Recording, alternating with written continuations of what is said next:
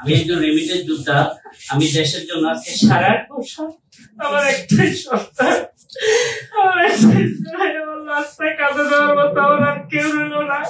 আজকে আমি আমার ছেলের মৃত্যু সম্বন্ধে আমি দক্ষিণ সুদান থেকে 8.5 বছর আমার কোম্পানি আমার 4 আওয়াজ দিছে, কিন্তু আমার সন্তানের লাশ আমাকে উপহার দিছে।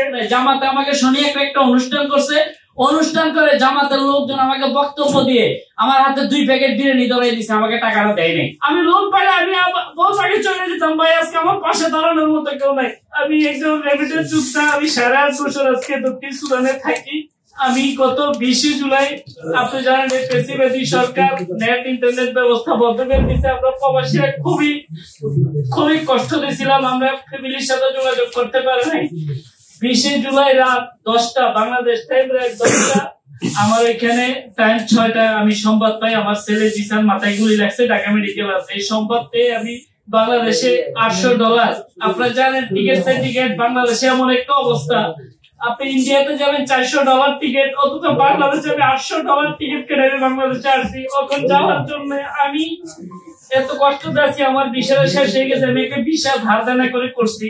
ওখানে যাওয়ার জন্য টিকিট হলো 1,29,000 টাকা সিঙ্গেল টিকিট। আপনারা গুগলে চার্জ দেন বা ইন্টারনেটে চার্জ দেন, যাওয়ার টিকিট 1,29,000 টাকা, ফ্লাই দুবাই টু এমিরাত 1,29,000, আর ফ্লাই দুবাই 1,21,000। তো আমি আজকে যারা শহীদ হয়েছেন, আমি ডাক্তার ইউনূস সাহেব বা যারা আমাদেরকে পর্যাপ্ত পরিমাণ সহযোগিতা বা আমাদের পাশে দাঁড়ানোর কথা, এই পর্যন্ত আমি মিডিয়ার সামনে বলতে আমার পাশে একজন লোক জানে, জামাতের লোক এলাম দিছে, প্রত্যেকটা শহীদ ফ্যামিলিকে 2 লক্ষ টাকা দিছে, আমাকে স্টিজে বক্তব্য দেয়, আমাকে কোনো টাকা দেয় নাই, আমাকে 2 প্যাকেট বিরিয়ানি ধরাই দিয়ে তারা বলছে আপনার ডকুমেন্ট কি ডকুমেন্ট করবো। আমি মামলা করছি চ্যানেল 24, আর টিভি, সময় সংবাদ, প্রত্যেকটা চ্যানেলে 4টা পত্রিকা, ডেইলি স্টার, কালের কণ্ঠ, প্রত্যেকটা চ্যানেলে আমার ছেলে 1 সপ্তাহ পরে আমার ছেলের বউ সুইসাইড করে। আমার ছেলের এই মৃত্যু সংবাদ সে সহ্য করতে না পেরে আমার ছেলের বউ 1 সপ্তাহ পরে সুইসাইড করে 29 জুলাই।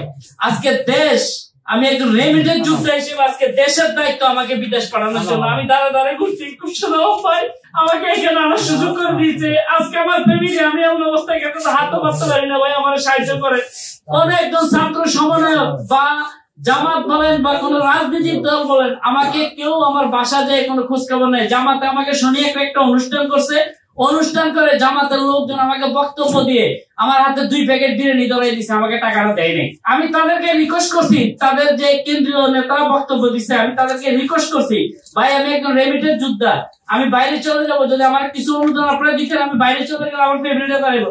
আপনারা জানেন যে সিস্টেম কবে শেষ হবে, সরকার কবে আমাদের পাশে দাঁড়াবে, এই অপেক্ষা থাকলে আমার ফ্যামিলি না খেয়ে মরবে। আমার ছোট মেয়েটা ক্লাস 8 পড়ে, আমার মেয়েটাকে আমি আলেম বানাইছি, আলেমও পাস করছে। আজকে আমার পাশে কোনো একজন ব্যক্তি নাই, আমি আপনাদের দাঁড়ে ঘুরতেছি, আপনারা দেখেন। এই জন্য কি আমার ছেলে দেশের জন্য শহীদ হলো? আপনারা বড় বলেন আমাদেরকে এয়ারপোর্টে এই করবেন, ভাই আমাদের এত কিছু দরকার নেই, আমাদের এত কিছু দরকার নাই। আমাদেরকে আমাদের ন্যায্য দিনা এয়ারপোর্টে আমরা যে বিএপি পাবে, বিএপি গেস্টে বহুত দরকার নাই, আমাদেরকে যেন অবহেলা না করা হয়।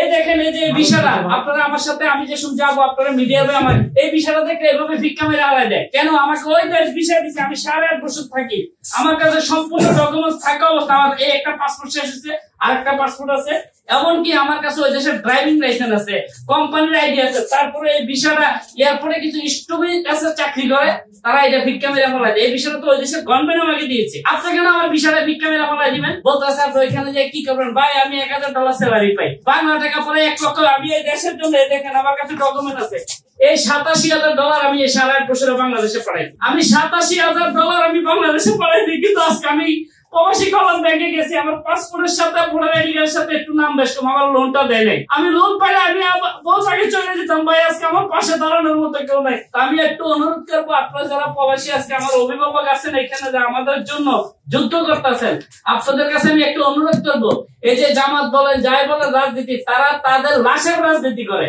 তারা তাদের লাশের রাজনীতি করে। তারা কালকে উনি এই যে ঢাকা দক্ষিণের যে শফিকুর রহমানের কি জানি বলে পল্টনে, ওনার কাছে আমি কয়েকটা মেসেজ দিচ্ছি, আমার মোবাইল চেক করতে পারেন, উনি বলে শনি একটা যোগাযোগ করে।